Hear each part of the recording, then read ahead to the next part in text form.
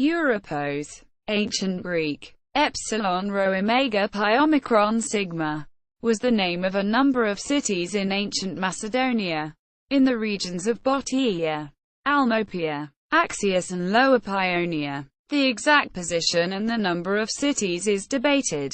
Europos was the birthplace of Seleucus I Nikator, and two cities in Seleucid Empire were named Europos.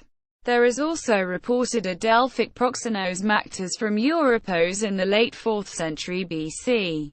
The Classical Gazetteer, 1851, p. 152.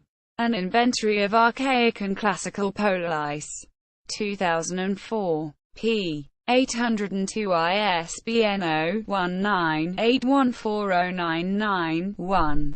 Seleucus Nikator by John D.